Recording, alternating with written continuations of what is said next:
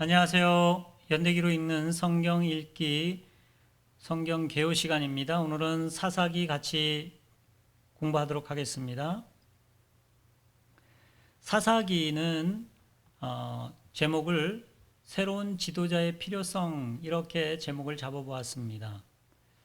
사사기를 여러분이 읽으실 때 흥미로운 이야기들이 많이 나오는데 그 사사기를 통해서 전체적으로 하려고 하는 이야기가 무엇일까 하는 것들에 한번 오늘 집중적으로 생각해 보도록 하겠습니다. 우선 사사기를 읽으면서 생각해 볼 수 있는 몇 가지 질문들을 같이 던져 보겠습니다. 사사기 1장과 2장을 읽으면서 여러분이 주목하셨을지 모르겠지만 유대 지파의 역할이 강조되고 있는 점에 대해서 한번 주목하고 읽고 그 이유가 뭘까 하는 것을 한번 여러분이 생각해 보시기 바랍니다. 특별히 그런 부분이 강조되어 있거든요. 또 반복적으로 등장하는, 물론 이거는 정확하게는 그 문장상으로는 3번 정도 등장하는데 그러나 이거는 아주 중요한 주제가 되고 있습니다.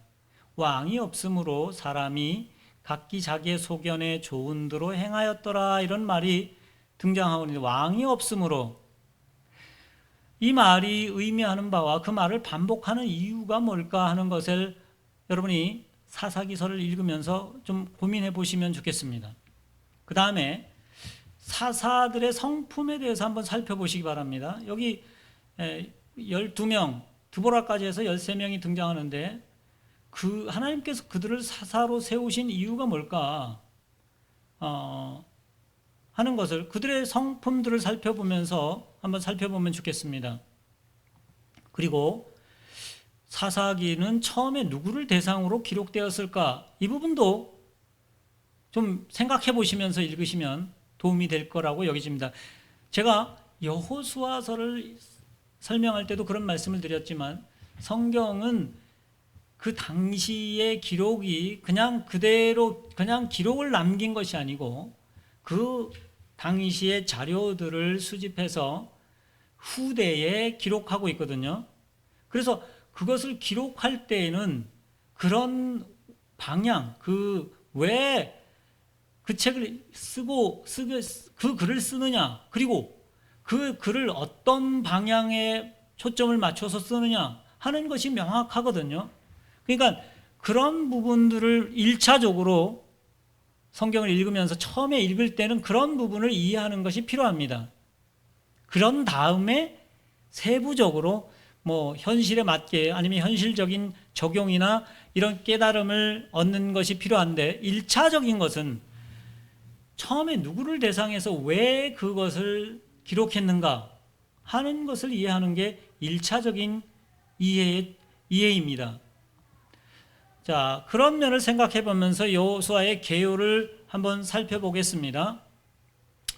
1장과 2장 초반에 걸쳐서는 가나안 정벌에 대한 이야기가 다시 나옵니다.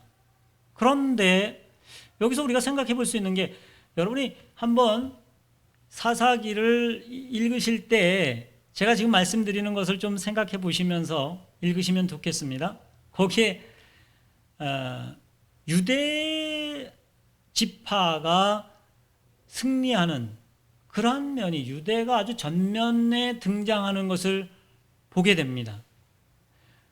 유다 지파가 정벌하는 것이, 사실은 거기에 가나안 정벌이라고 말하고 있고 실패가 등장하고 있는데, 정벌에 대한 얘기는 유대가 집중적으로 다루어지고 있고, 실패하는 장면은 베냐민 지파가 실패하는 장면이 등장합니다. 재미있습니다. 그 부분을 한번 주의 깊게 보시면서 1, 2장을 한번 살펴보시면 좋겠습니다.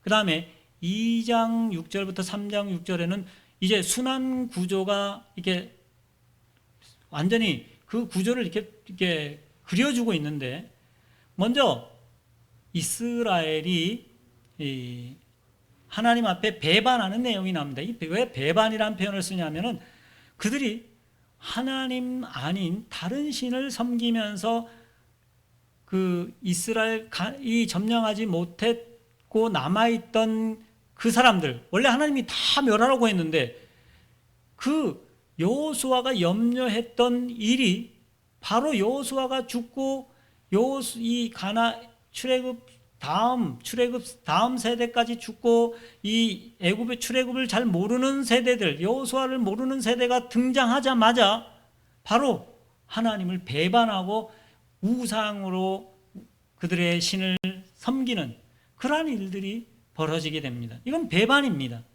그래서 하나님께서 주변에 남아있는 그 족속들을 통해서 이스라엘에게 고통을 주고 그들을 점령해서 괴로워하는 시간을 갖게 됩니다.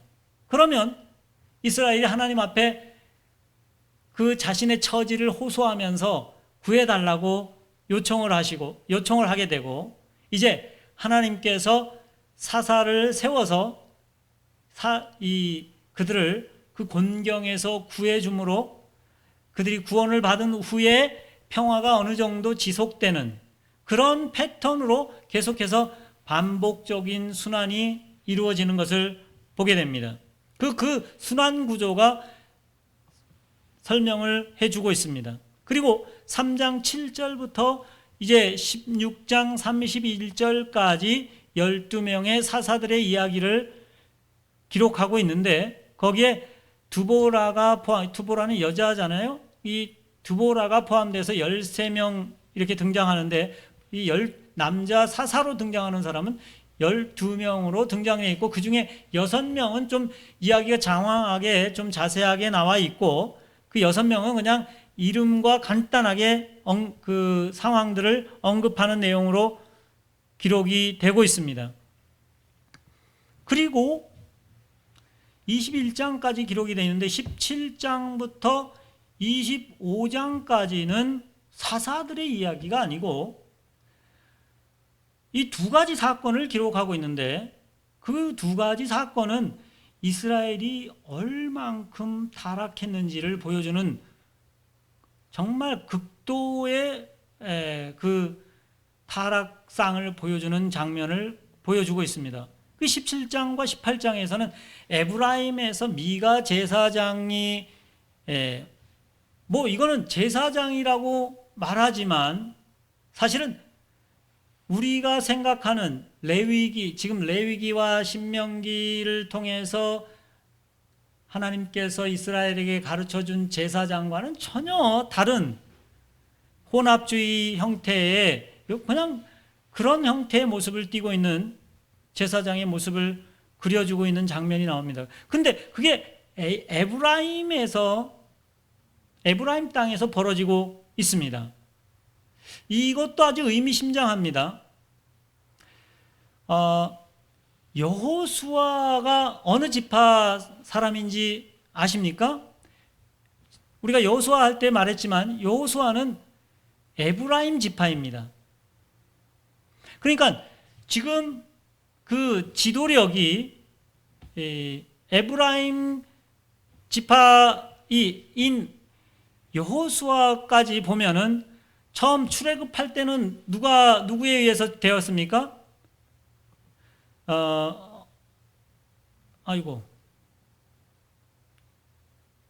출애굽할 때는 모세에 의해 됐잖아요. 모세는 어느 지파 사람입니까? 모세는 레위 사람이었습니다. 그리고 레위 사람들을 중심해서 아론이 같이 협력을 해서 출애굽 세대를 이끌어 왔습니다. 그런데 이제 모세는 그 지도력을 누구에게 넘겨주었습니까? 여호수아에게 넘겨주었습니다. 여호수아는 에브라임 지파입니다. 그런데 여러분이 그 민수기서를 잘 보시면은 가장 인구 조사할 때 인구수가 가장 많은 지파가 어디인지 아시죠? 그게 유다 지파입니다. 그리고 그 유다 지파와 아주 막상막하로 수가 되는 지파가 에브라임입니다. 그리고 이 에브라임 지파와 유다 지파는 계속 어떤 경쟁 구도를 가지고 있습니다. 갈렙은 유다 사람이죠. 근데 여호수아는 에브라임입니다. 그리고 실제 이스라엘의 지도권이 여호수아에서는 여호수아에게 넘어갔습니다. 그리고 이스라엘의 첫 번째 왕은 어느 지파에서 되었습니까? 베냐민 지파에서 되었습니다. 그런데 이 사사기를 보면은 유대 지파가 1장 그 초반부에서 강조되면서 유대 지파가 이게 좀 전면에 강조해서 드러나는 장면을 볼 수 있습니다. 그리고 사사 중에서도 첫 번째 사사인 온니엘은 이 유다 지파에 속해 있습니다. 근데 이 거의 모든 사사들에게는 흠과 이게 결점이 있는 것을 보게 됩니다. 근데 온니엘은 그게 없어요. 이런 면들을 좀 주의해서 보시면 도움이 되겠습니다. 그리고 19장과 21장에서 나오는 기브아에서 발생한 그 토막해서 정말 끔찍한 그런 그 잔혹한 행위가 발생하는 사건이 나는데 여기에 핵심이 뭡니까? 베냐민 지파가 거의 전멸되는 상황이 벌어집니다. 베냐민 지파가 전멸되는 상황입니다. 그 베냐민 지파가 정말 이 잘못해서 벌어진 일이거든요. 기브아가 어떤 지역인지 여러분 혹시 기억하십니까? 기브아는 원래 사울 왕의 고향입니다. 사울이 거기서 자란 지역입니다. 그런데 이 베냐민 지파는 정말 멸절될 뻔한 그 위기에서 이스라엘이 600명의 여자들을 구해서 그 베냐민 족속을 부활해서 살려놓은 족속이 바로 베냐민 지파입니다. 근데 우리가 사무엘사로 넘어가면은 누가 첫 번째 이스라엘의 왕이 되냐 하면은 사울이 그 이스라엘의 첫 번째 왕이 되어집니다. 이 점을 좀 연관해서 사사기를 읽어가시면 도움이 되리라고 생각되어집니다. 왜 그런 일들이 이 기록 사사기에는 그런 지금 여기 베냐민 지파에 생긴 일들과 에브라임 지파에서 생긴 일들 이런 것들이 아주 강하게 많이 기록되어 있을까? 이 점에 좀 생각을 해보시면 좋겠습니다. 자, 사사기에 나오는 이 사사라고 하는 것은 쇼페팀이라고 하는데 어떤 사람이냐 하면은 사사는 재판관이 아니고 우리는 판관기라고도 번역하기도 하지만 재판하는 사람으로 세워진 사람이 아니고 사실 군사적인 힘을 사용해서 하나님께서 세우신 구원자의 역할을 하는 사람들이었습니다. 이 사람들은 이스라엘 전체를 이끄는 어떤 리더적인 측면보다는 어떤 한 지역에 문제가 생겨서 그 지역을 이끄는 사람으로 등장하고 있습니다. 그런데 많은 경우에 아까 말씀드린 것처럼 온니엘을 제외하고는 인격적으로 그렇게 준비된 사람들이 아니었습니다. 정말 그 시대를 반영하는 그런 측면이 있겠지만 물론 그 시대가 얼만큼 인재가 없는 시대였는지를 또 대변해서 보여주는 시대일 수도 있습니다. 정말 저런 사람을 하나님이 세우셨을까 할 정도로. 그러니까 이 사사기 전체 400년 기간 동안 이스라엘에 하나님께서 세울 만한 사람이 별로 없는 그런 시대였습니다. 그런데 하나님께서는 그들을 부르시고 그들을 통해서 이스라엘을 구원하시는 일들을 하셨습니다. 이 점을 우리가 좀 간과할 수 없습니다. 하나님께서는 하나님의 그 부르심에 응한 사람들을 그 사람들이 인격적인 결함이 있을지라도 그들을 사용하셨다는 사실을 기억할 필요가 있습니다. 자, 사사기가 그러면 언제 쓰여졌으며 독자가 주로 누구였을까요? 우리는 사사기가 사실 언제 쓰여졌는지 명확하지 않습니다. 그러나 추정할 수 있는 것은 사사기가 우리는 보통 사무엘이 썼다고도 말하기도 하지만 어쨌든 사무엘 이후에 사울이 통치하면서 혹은 사울 통치 이후에 다윗이 왕이 될 시기에 왕이 되어서 아직 이스라엘 전체를 지배하지 않는 상황, 이때 기록되었든지 아니면 사무엘이 다스리던 때 왕이 필요할 그 시점에 기록되었던지 그런 가능성이 있습니다. 그러니까 어떤 지금 지도자의 결핍 시대를 겪으면서 뭔가 왕이 정말 필요하다고 하는 그러한 측면들을 많이 부각시켜주고 있습니다.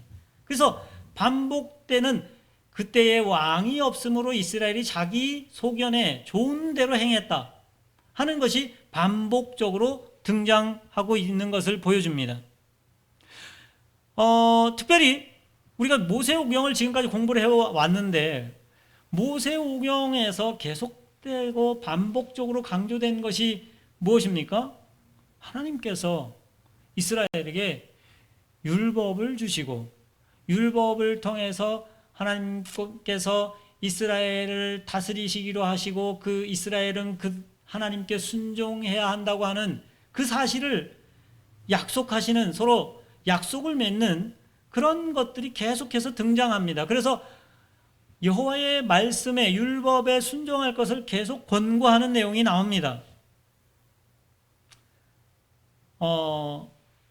그리고 회막에서 하나님께서 출애굽하면서 바로 이제 출애굽기에서는 회막이 지어지는 것에 그것이 절정으로 치닫으면서 출애굽기가 끝나지 않습니까? 그리고 회막은 하나님이 그들 가운데 거하신다는 것을 드러내는 아주 중요한 표시거든요. 근데 사사기를 보면은 그런 부분에 대해서 거의 언급이 없습니다. 물론 한두 번 등장하는데 그것은 어떤 배경적인 설명을 하는 것이지 거의 그 부분이 강조되고 있지 않다고 하는 것입니다. 이것이 사사기의 어떤 전체적인 배경과 중요한 맥을 같이 하고 있습니다. 사사기가 우리에게 그러면 그 당시의 사람들에게는 이 사사기를 통해서 지금 하려고 하는 얘기가 정말 새로운 지도자가 필요하다, 새로운 리더가 필요하다는 얘기를 이스라엘이 그걸 읽으면서 그 부분에 대해서 아주 공감할 수 있도록 만들어주고 있고, 그리고 지금 그들이 어떤 면에서는 만약에 그게 사울 왕을 배경으로 했다고 하면 사울 왕, 베냐민 지파의 출신인 사울 왕이 정말 합당치 않다라고 하는 측면을, 그 사울 왕의 베냐민 족속이 어떤 족속인가 하는 면을 아주 상세하게 기록하면서 좀 평가절하시키는 그런 측면들이 있습니다. 그렇지만 어쨌든 중요한 것은 새로운 훌륭한 리더가 필요하다는 측면을 이 사사기는 계속해서 보여주고 있습니다. 우리가 사사기를 읽으면서 그런 부분들을 같이 생각하면서 어떤 교훈을 얻을 수 있을까 하는 부분도 생각해 볼 수가 있을 겁니다. 우선 하나님은 처음부터 계속해서 지금까지 약속하시고 그것을 이루시는 하나님이십니다. 어떤 면에서 그 순환적으로 돌아가는 이스라엘이 당하는 어려움도 하나님이 그 약속에 충실하시던 하나님인 것을 대표적으로 보여주는 일입니다. 그 이스라엘이 하나님을 하나님답게 대하지 않을 때에는 분명히 그들에게 어려움이 생기고 그 하나님 앞에 돌이킬 때는 또 하나님은 분명히 그들을 회복시키시는 그런 하나님을 아주 잘 보여주고 있습니다. 또 한 가지 생각해 볼 수 있는 것은 하나님께서는 정말 하나님의 일을 사람을 통해서 보통 하시는데 어떤 인격적으로 문제가 있는 사람일지라도 하나님이 부르시고 그 부름에 응하는 사람, 물론 그 사람 자체에 문제가 있을 수 있습니다. 그렇지만 하나님을 신뢰하고 그 하나님의 부름에 응해서 따르는 사람, 순종하는 사람을 하나님은 사용하신다고 하는 것입니다. 그리고 중요한 것은 히브리서에서 믿음의 사람들에 대해서, 믿음의 영웅들에 대해서 언급할 때 이 사사들에 대해서도 몇 사람, 우리가 생각하게 할 때는 그렇게 영웅적이지 않은 그 사람들에 대해서 믿음의 영웅에 거기에 끼워 넣는다고 하는 것입니다. 하나님은 하나님의 부름에 응하는 사람들을 부르시고 사용하십니다. 또 한 가지 생각해 볼 수 있는 것은 심령이 변하지 않으면 정말 사람이 변하지 않는다고 하는 사실입니다. 이스라엘은 놀라운 경험을 하고 그것을 잊어버린 이후에 그들은 정말 타락하는데 타락이 엄청난 수준까지 갑니다. 사람이 심령이 변하지 않으면 변화되지 않습니다. 또 한 가지 중요한 사실은 그들에게 교육의 부재가 등장하는 것을 봅니다. 이스라엘이 출애굽을 겪은 세대들은 다 죽고 난 다음에 더 이상 그들이 가지고 있던 것을 전수해 주지 못한 것이 이러한 사사기의 어려움을 낳는 것을 보게 되어집니다. 또 한 가지 생각해 볼 수 있는 것은 하나님께서는 그 백성을 향해서 얼마나 참고 기다리시는지를 보게 됩니다. 계속해서 반복적으로 같은 일이 생기는데도 여전히 하나님은 하나님 일에 충실하십니다. 이러한 측면들을 생각해 보면서 사사기를 단순히 그냥 어떤 이야기로만이 아니고 하나님께서 하나님의 백성 이스라엘을 이제 신정시대에서 왕국시대로 넘어가는 것에 대한 필요성을 언급하는 그런 측면을 기초를 작업을 이렇게 닦는 그런 모습으로 이 사사기를 기록하고 있다고 하는 것을 생각하시면서 한번 사사기를 읽어보시면 도움이 되리라고 생각되어집니다. 오늘 사사기는 여기까지 하도록 하겠습니다. 감사합니다.